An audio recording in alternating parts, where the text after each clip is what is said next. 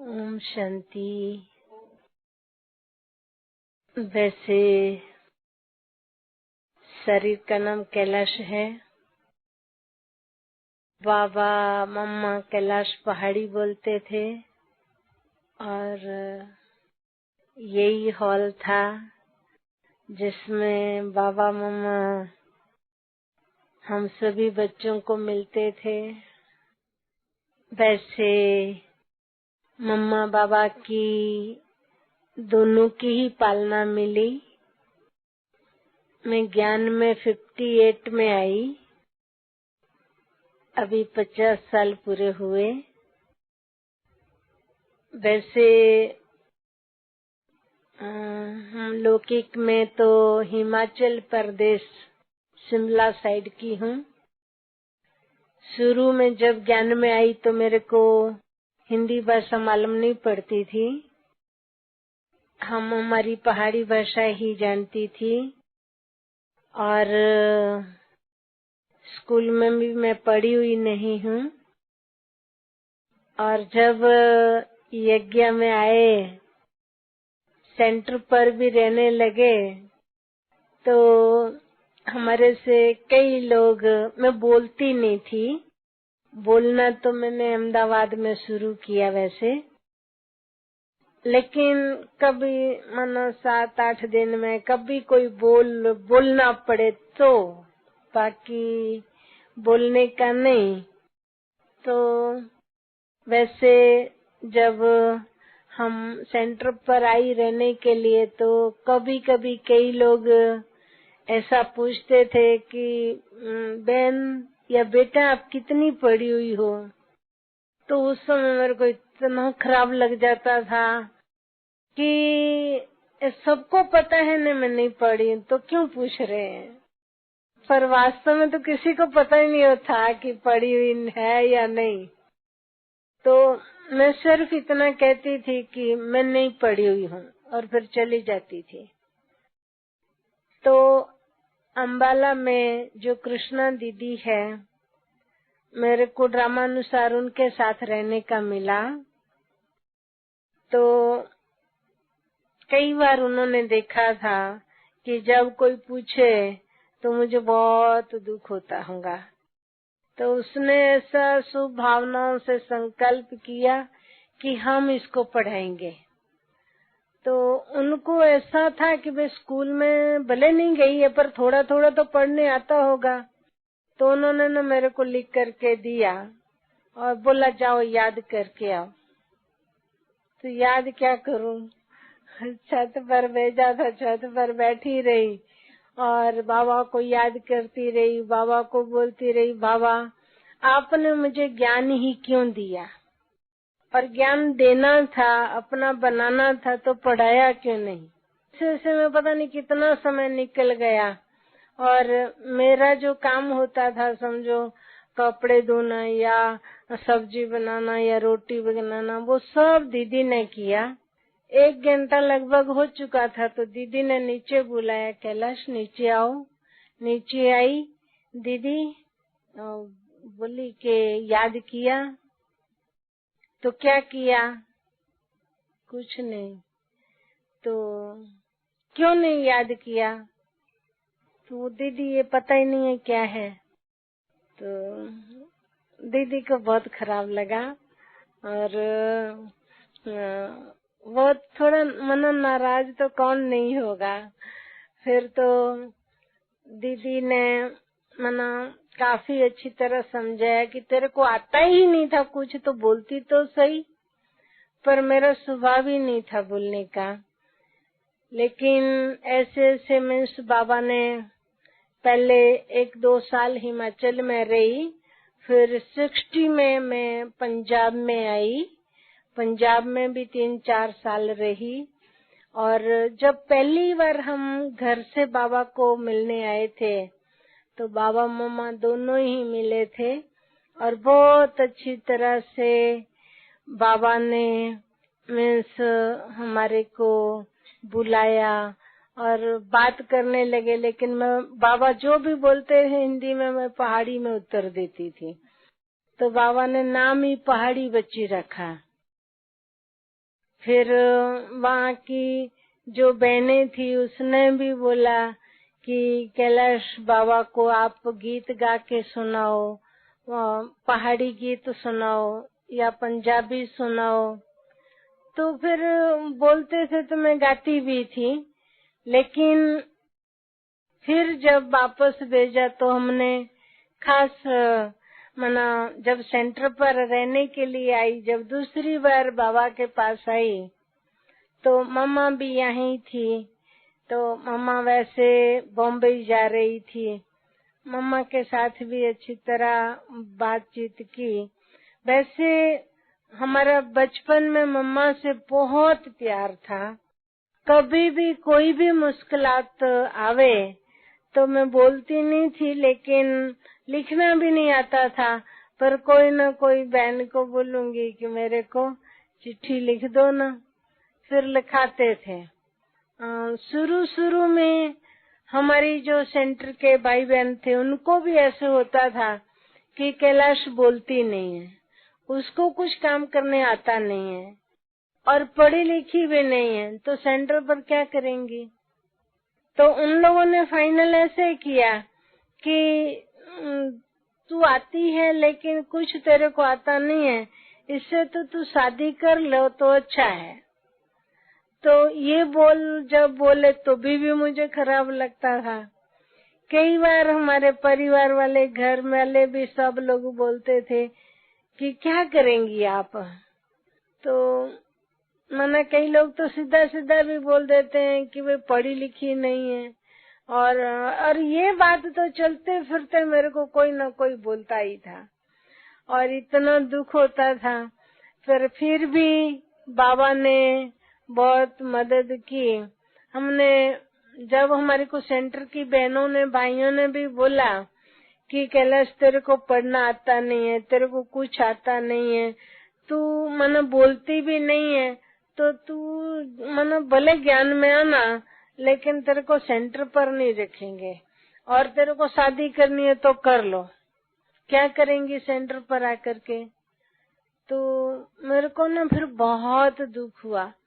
Class पूरा करके हम तो आकर के नदी के किनारे पर बैठ गए, व्यास नदी थी।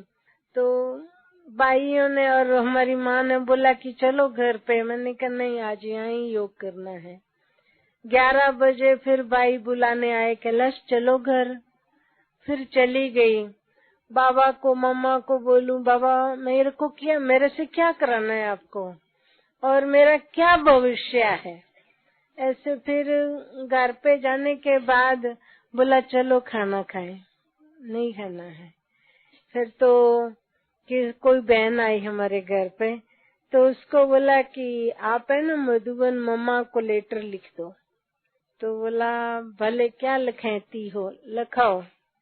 तो हमने लिख दिया सच सच कि मेरे घर वाले भी कहते हैं शादी कर लो और ज्ञान को छोड़ दो, तुम ज्ञान में नहीं चल सकेंगी, और मेरे सेंटर वाले भी कहते हैं। तो मुझे क्या करना चाहिए। मुझे ऐसी इच्छा है कि मैं ब्रह्मा कुमारी बनूं और बाबा मम्मा आपकी ही सेवा करूं, लेकिन मेरे पर किसी को विश्वास नहीं है।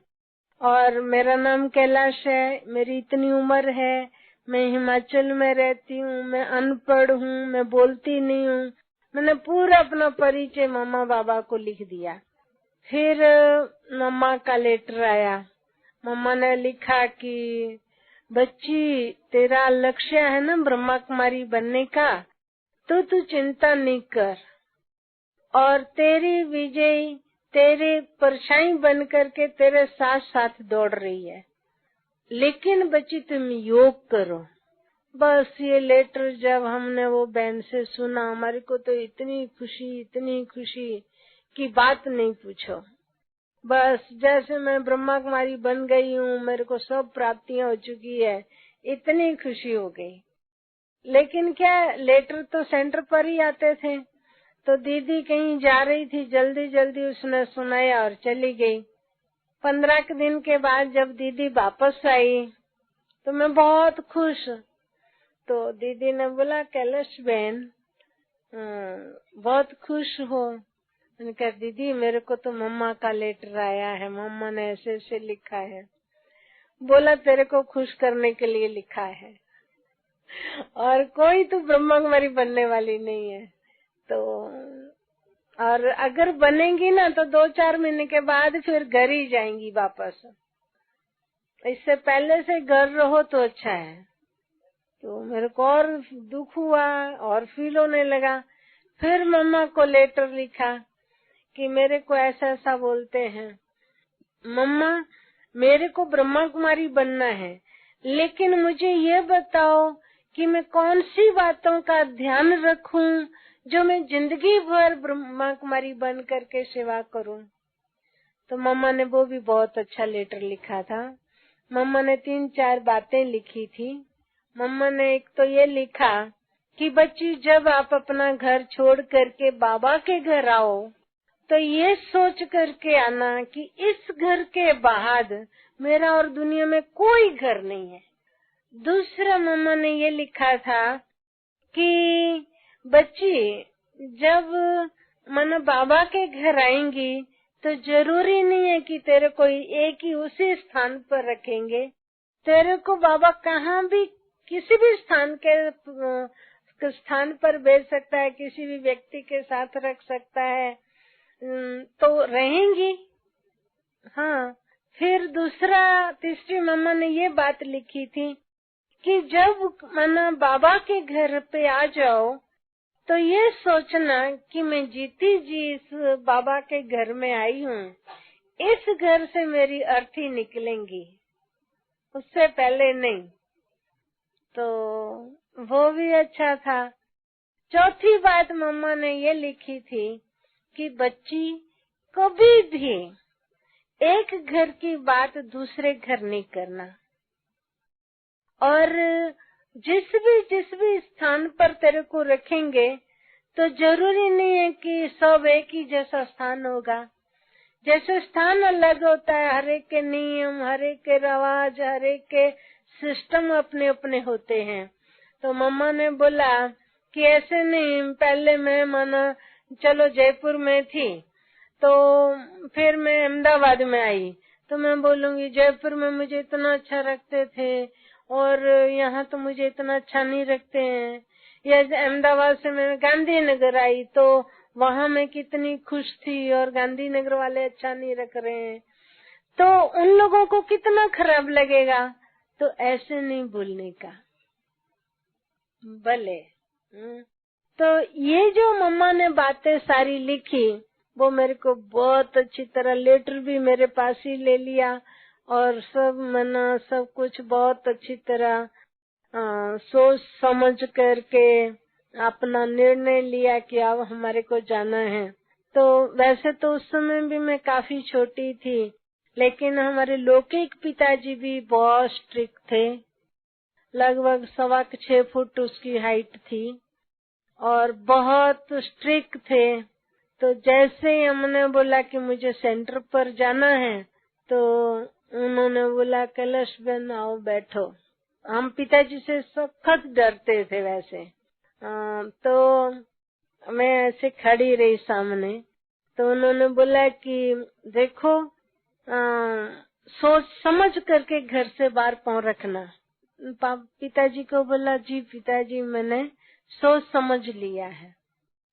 तो थोड़ा पिताजी को मना ऐसा भी लगता था कि कितनी ये छोटी है और बुद्धि है नहीं, इसमें पढ़ी लिखी भी नहीं है, पर बोलती है मैंने सोच समझ लिया है।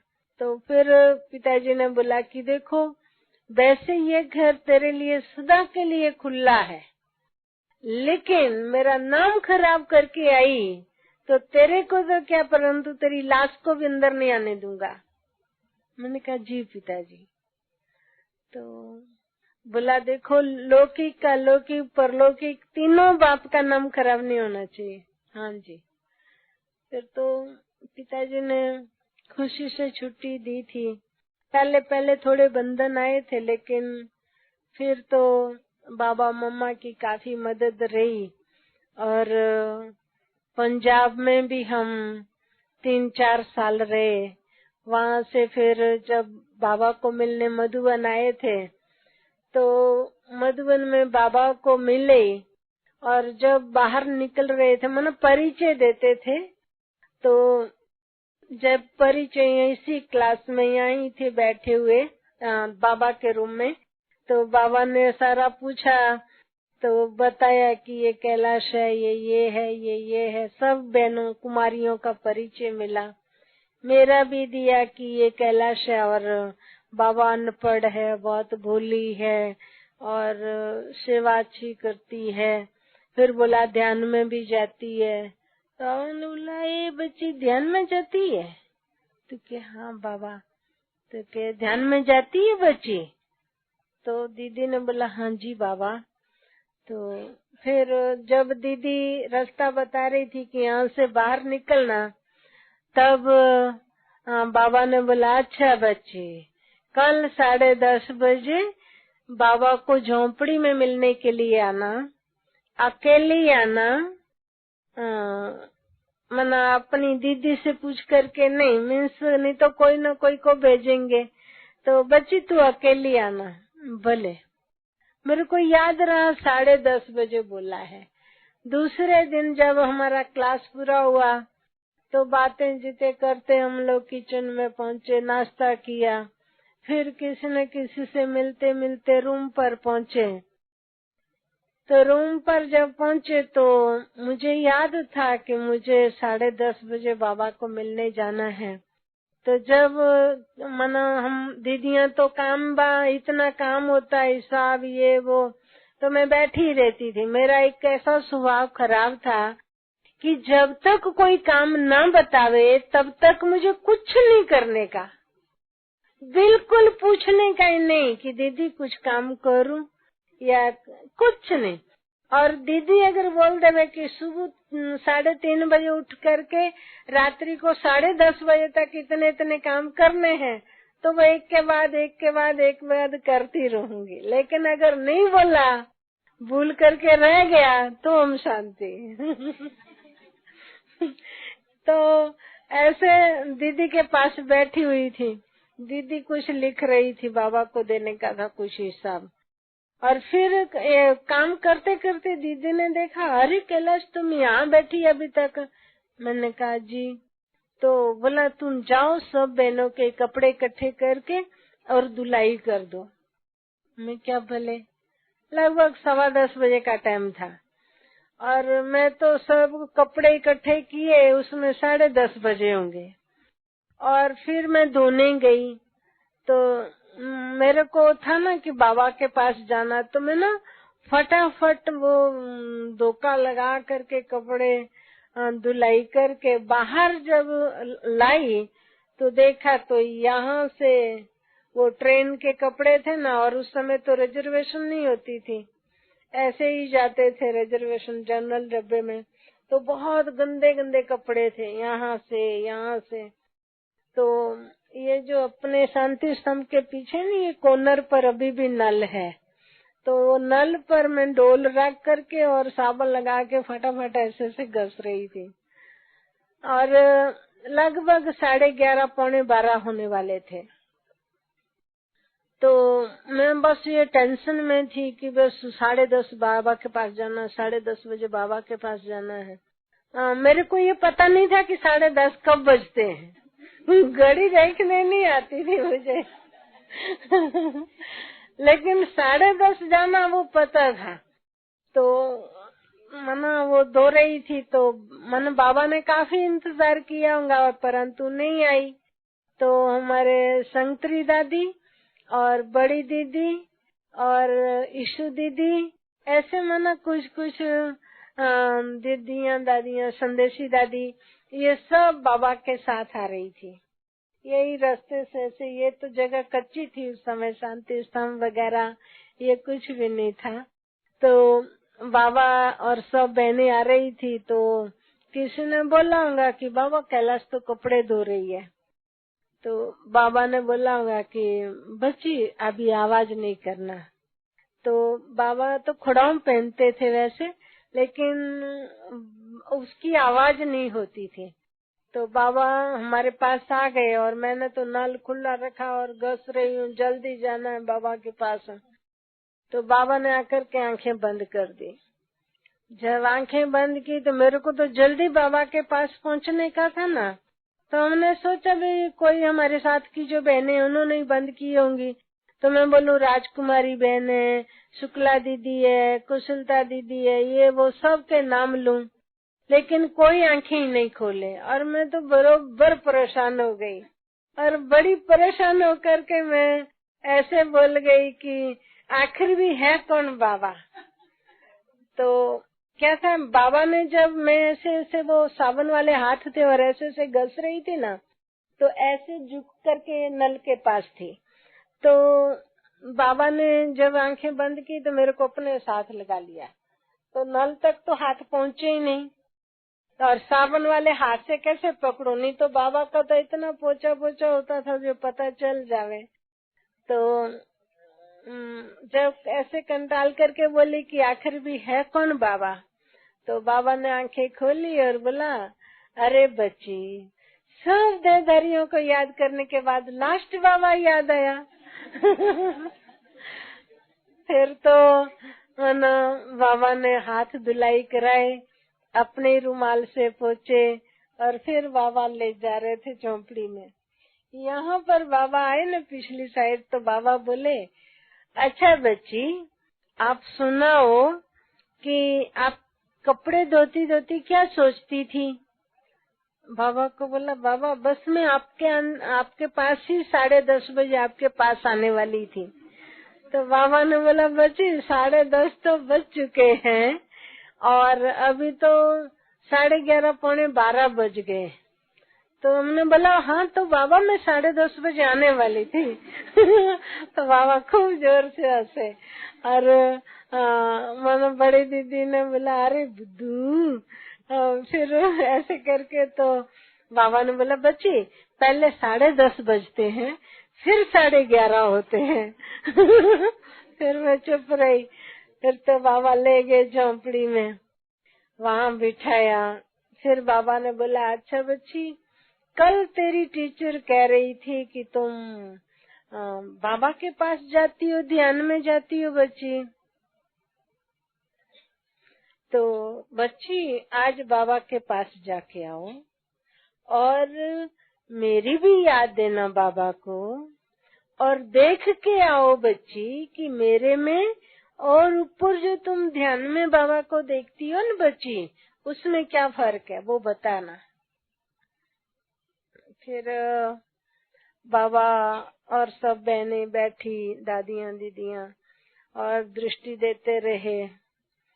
तो दृष्टि देते देते बाबा ने बोला, चलो बच्ची चलो। ऐसे उन्होंने दृष्टि दी और फिर बाबा ने ऊपर भेजा। फिर जब वापस नीचे आई तो बाबा ने बोला, बच्ची बाबा को देखा, बाबा को बाबा की याद दी। तो बच्ची बाबा को मिली थी। ऐसे में सीरियल आती थी, बोलना बहुत कम था वैसे। तो फिर बाबा को तो सुनने का था कि बाबा कैसे थे ऊपर। तो बाबा ने फिर पूछा कि बच्ची बाबा को मिली? जी। तो बच्ची ऊपर में बाबा कैसे थे?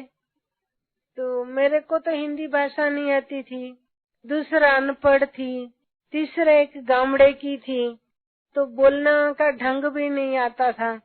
तो बाबा को बोल दिया कि बाबा ऊपर वाले बाबा बहुत अच्छे थे।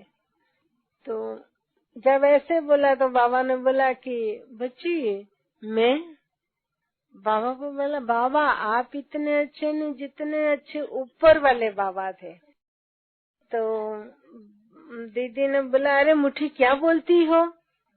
तो फिर बाबा ने बोला कि नहीं दीदी, देखो संतरी बच्ची भी मेरे पास है, ये भी ध्यान में जाती है, पूछ सकते हैं बाबा, लेकिन इस बच्ची को बाबा ने जानबूझ करके भेजा है। बच्ची जो देखा ना सुनाने दो, कोई अर्जा नहीं। फिर बाबा ने बोला, अच्छा बच्ची ऊपर वाले बाबा बहुत अच्छे थे? मैंने कहा जी बाबा। फिर बाबा ने कहा कि बच्ची बाबा ने ऊपर पैंट शर्ट पहना था, तो फिर बच्ची कैसे अच्छे थे? क्या पहना था ऊपर? बाबा ने कैसे कपड़े पहने थे? बाबा को बोला, बाबा कपड़े तो आप ही जैसे थे। तो बच्ची तू तो कहती है बहुत अच्छे थे बाबा, तो कैसे अच्छे थे? बाबा को बोला, बाबा ऊपर वाले बाबा ने मना कपड़े तो आप ही जैसे पहने थे, लेकिन उससे प्रकाश प्रकाश निकलता था। आपके अंदर से प्रकाश नहीं निकल रहा है। फिर बाबा मुस्कुराने लगे और बाबा ने बोला, अच्छा बच्ची पता है ऊपर वाले बाबा से क्यों प्रकाश निकल रहा था? ना, नहीं पता है। तो बाबा ने बोला, देखो बच्ची, कोई भी बच्चे पढ़ते हैं तो उसका लक्ष्य होता है ना, और वो जो लक्ष्य होता है वो संपूर्ण होता है। तो ये बाबा भी पुरुषार्थी है बच्ची, स्टूडेंट है। तो बाबा की फाइनल स्टेज ऊपर में है। तो बच्ची बाबा की जो फाइनल स्टेज है ना, उससे प्रकाश प्रकाश निकल रहा है। बाबा भी पुरुषार्थ करके ऐसे बन जाएंगे। बाबा भी तो पुरुषार्थी है ना बच्ची। है नहीं है, करना चाहिए नहीं करना चाहिए, उससे तो मुझे कोई मालूम ही नहीं था, कोई संबंध ही नहीं था जैसे। फिर ऐसे कह करके बाबा ने बोला कि अच्छा बच्ची, तेरा इतना अच्छा पार्ट है ट्रांस में जाने का, तो बच्ची तू पंजाब में क्यों रहती हो? तो बाबा को बोला, बाबा तो बाबा ने बोला, बच्ची बाबा जहाँ रखेंगे वहाँ रहेंगे। बाबा को बोला, जी बाबा जरूर रहूंगी। फिर बाबा ने कहा कि बच्ची जहाँ बाबा भेजेंगे वहाँ जाएंगे। बाबा को बोला, जी बाबा, लेकिन बाबा मैं मेरे बड़े बहन जी से पूछ के जाऊंगी। मेरे को मना किया था दीदी ने कि तेरे को कहीं भी बाबा भेजे तो तू वापस यहाँ ही आना। और मुझे भी ऐसा था कि मैं जहाँ से आई हूँ वहीं जाऊँ, क्योंकि उन लोगों को पता है मैं अनपढ़ हूँ या कैसी हूँ, और कहीं मुझे भेजेंगे और कोई बोले मुरली सुनाओ और मैं बोलूँगी मैं पढ़ी हुई नहीं। इसलिए मैं भी अंदर से चाहती थी वहीं जाने का। लेकिन फिर भी मुझे जब बाबा ने बोला तो मुझे ऐसा हुआ कि भले जहाँ बाबा भेजेंगे वहाँ जाऊंगी, पर बड़ी दीदी से पूछ के जाऊंगी। तो हमने बोल दिया बाबा को, बाबा मैं मेरे बड़े बहन जी से पूछ के जाऊंगी।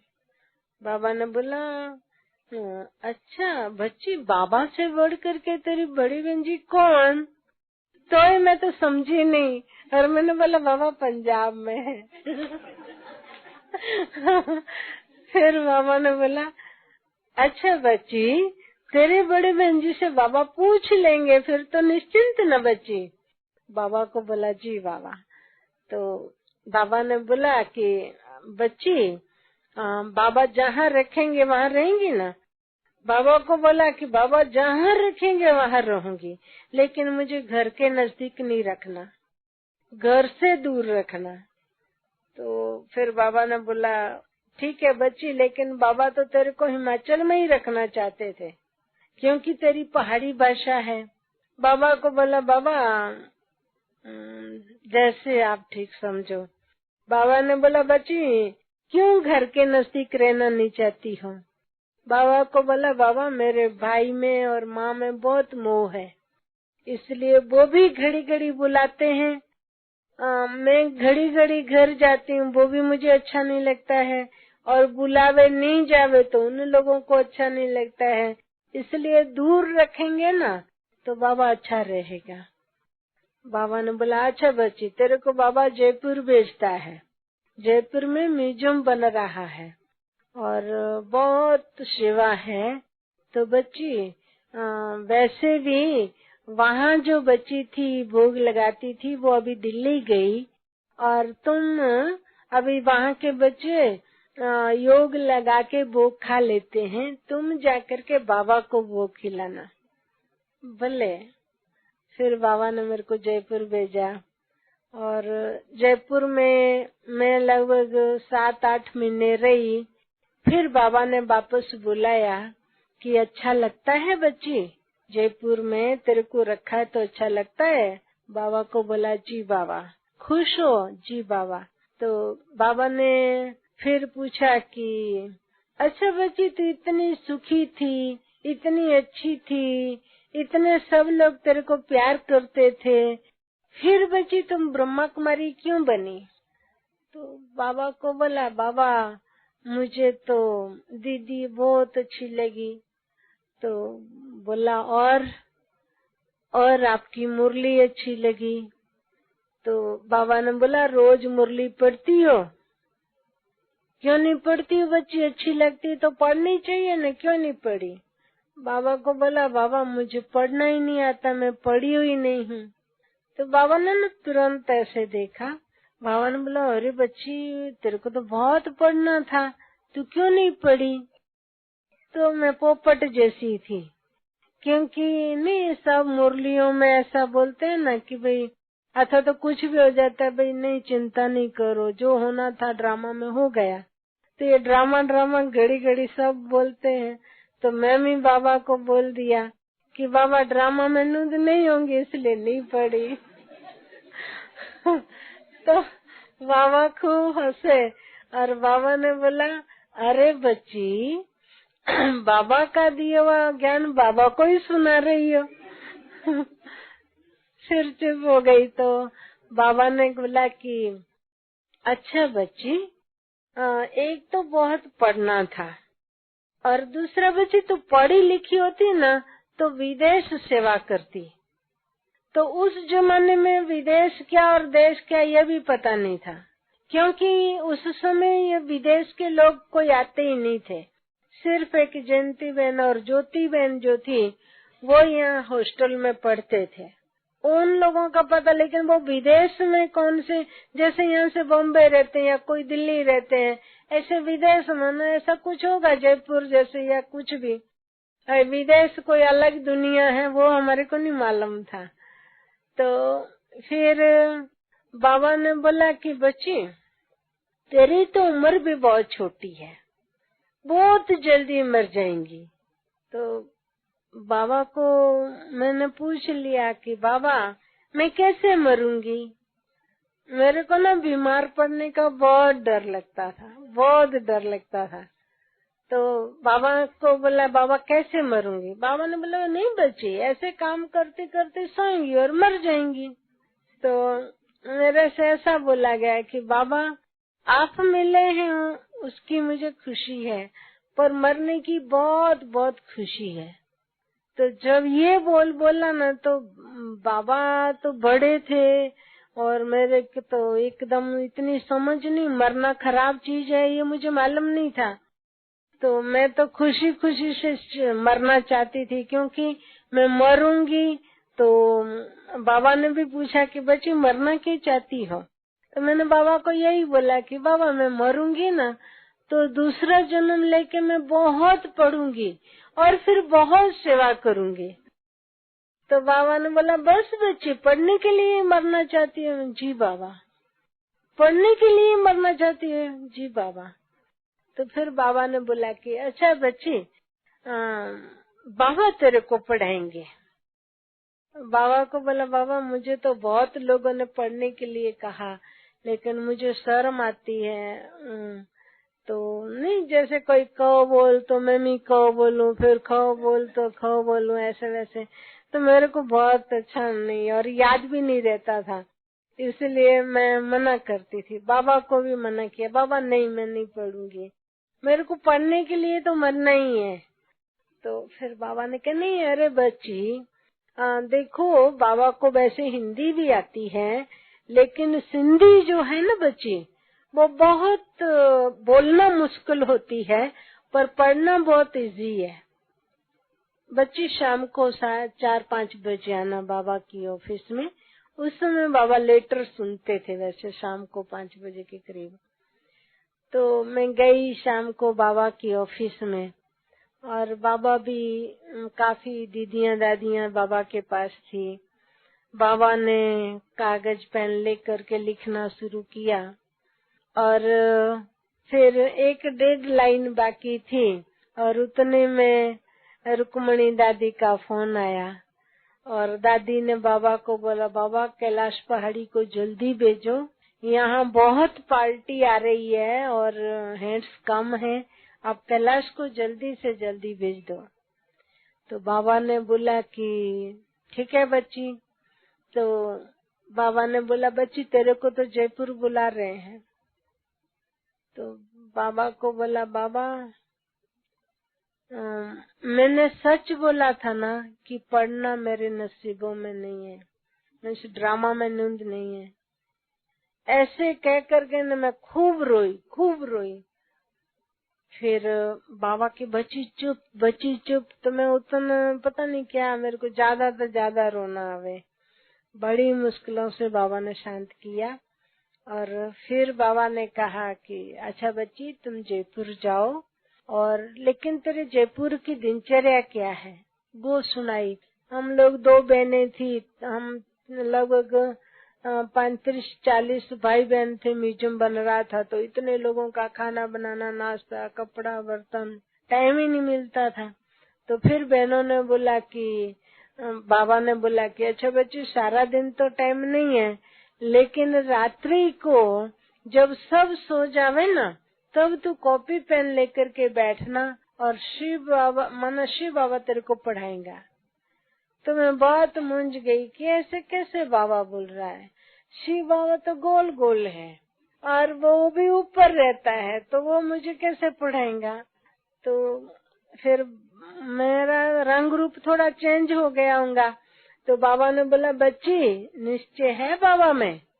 बाबा को बोला, बाबा निश्चय तो है, निश्चय है तभी तो यहाँ हूँ। तो बाबा ने बोला, बाबा जो बोल रहे हैं ना उन पर भी निश्चय रखो। जी बाबा। फिर बाबा ने जयपुर भेजा और जब भेज रहे थे तो बाबा ने बोला, बच्ची जब पढ़ने बैठो ना तो किसी को सुनाना नहीं तो बच्ची तेरे को कोई बैठने ही नहीं देगा शांति से, कोई आएगा जाएगा उठाएगा बुलाएगा ये वो, तो फिर जो तेरे को प्राप्ति करनी है ना वो नहीं कर सकेंगी। इसलिए एकांत में और अकेले ही बैठना भले। फिर तो जैसे बाबा ने बोला था वैसे सारा दिन तो बहुत अच्छी तरह पूरा हो गया। शाम जैसे जैसे पढ़ने लगी वैसे वैसे चिंता होने लगी।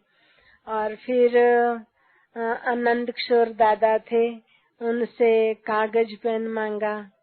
तो दादा ने कॉपी तो दी, लेकिन दादा के पास पेन थी स्याही वाली बहुत अच्छी। तो दादा ने बोला, मुट्ठी तेरे को पढ़ना लिखना तो आता नहीं, तू क्या करेंगी कॉपी पेन। फिर बलदेव भाई से पेंसिल दिलाई और ले ली। जब सब लोग सो गए तो फिर उठ करके बैठी दीदी की ऑफिस में और काफी समय तक तो योग करते रहे। लेकिन योग करते करते फिर बाबा ने ऊपर बुलाया।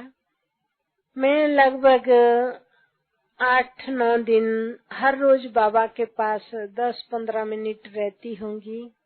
ट्रांस में ही बाबा ने पढ़ना लिखना सिखाया था, बाकी कोई स्कूल में नहीं गई हूँ। मरने के लिए भी बाबा ने बोला था जल्दी मरेंगी, तो अभी तक मैं हूँ। वैसे मेरी उम्र 25 साल की थी, हमारी जन्म पत्री में भी लिखा हुआ था। बाबा ने भी बोला था 25 साल के बाद बच्ची तू 5 घंटा भी जी नहीं सकती है, लेकिन हो सकता है तेरी आयु योग बल से बढ़ जाए। तो मैंने बाबा को ये भी बोला था कि बाबा मैं योग ही नहीं करूँगी, माना मुझे मरने का पक्का निश्चय था। लेकिन फिर और मरने के बहुत सारे चांस मिले मुझे। मैं नदी में भी 2-3 बार डूबी तो भी नहीं मरी, बच गई। फिर एक बार कुएं में पड़ी, तभी भी लगभग 1.5 घंटे तक कुएं में रही थी। वो जैसे गोल कुएं होते हैं ना, उसमें अंजीर का झाड़ उगा हुआ था, उसकी डालियां उसके पानी में पड़ती थी जैसे। तो जैसे मैं ऊपर से पड़ी, किसी का धक्का लगा था, धक्का दे दिया था, पानी भर रही थी ऐसे से। किसी ने जल्दी करना के सीधे अंदर, और सब लोग भाग गए। तो जैसे अंदर मना नीचे एकदम गई तो वैसे पानी का ये नियम होता है कि वो 2-3 बारी बाहर जरूर लगाता है और उसके बाद मरता व्यक्ति। तो जैसे नीचे जाकर के मैं ऊपर आई तो ऊपर आते वो अंजीर का झाड़ पकड़ लिया। तो बस फिर तो मेरी आवाज किसी को नहीं, और डर इतनी गई थी कि आवाज भी नहीं लगाती होगी। और नवरात्रि के दिन थे तो वहाँ से ही भाई और उसके फ्रेंड वगैरह सब जा रहे थे नवरात्रि देखने के लिए। तो उनको हुआ कि चलो ना पानी पीते जाएं। तो जब पानी पीने के लिए वो डोल ढूंढने लगे तो नहीं थी, तो क्या किसी ने अंदर तो नहीं डाल दी। तो ऐसे जैसे देखा वैसे मैं पकड़ करके ऐसे देख रही थी। बोला कैलाश? मैंने हाँ। तो क्या हुआ? मैंने कहा बस मैं गिर गई। कैसे गिर गई? मैंने कहा बस ऐसे अपने आप ही गिर गई। तो फिर तो ये लोग भी घबरा गए, फटाफट कहाँ से रस्सियां लाई, डोल लाए। तो डोल डाल करके फिर बोला कि कैलाश दोनों ही पाँव डोल के अंदर रखो। डोल में रख दिए। बोला अभी ये हाथ छोड़ करके और आप रस्सी पकड़ो। तो हिम्मत ही ना पड़े, मैं फिर से अंदर गिर जाऊंगी। तो बोला नहीं, तू एक हाथ एक हाथ पकड़ लो रस्सी से। तो एक बड़ी मुश्किलातों से समझा के एक हाथ से पकड़ी रस्सी और एक हाथ से वो झाड़। बोला अभी ये झाड़ छोड़ करके ये रस्सी पकड़ो। तो परंतु फिर वो रस्सी वो आगे ले आए और बोला पकड़ो, फिर ऐसे करके निकाला था। ऐसे मैंने बहुत सारे चांस मिले, वो क्या सांप चढ़ गए ये वो, लेकिन बाबा बचाता ही रहा। अभी तक चल रही हूँ। और बहुत बाबा मम्मा की मदद मिली मतलब। और बाबा ने बहुत अच्छा कहा था कि बच्ची अगर पढ़ी लिखी होती तो बाबा का घर संभालती। लेकिन बाबा के जो बोल थे वैसे उस समय हमारी को इतनी समझ नहीं थी, लेकिन बाबा के वो बोल कोई साधारण बोल नहीं, लेकिन हमारे लिए एक जैसे वरदान थे। विदेश भी 91 में जाकर के आई थी और बाबा ने अभी गांधीनगर रखा है। हमने देखा, हमारे को सरला दीदी के पास में आई हूँ, लेकिन दीदी ने भी बहुत प्यार से कई बार कितनी भूलें होती थी, काम होते थे नहीं होते थे, लेकिन बहुत अच्छी तरह से दीदी ने सिखाया, आगे बढ़ाया। और दीदी ने ही जैसे गांधीनगर भेजा, बहुत अच्छी तरह बताया कि जो नहीं आवे तो मैं बैठी हूँ, बाबा है, सब कुछ बाबा करेगा, सिर्फ तेरे को रहना है। ऐसे कह करके बाबा ने और दीदी ने खूब अच्छी तरह से आगे बढ़ा रहे हैं, चला रहे हैं, सिखा रहे हैं और चल रहे हैं। ओम शांति।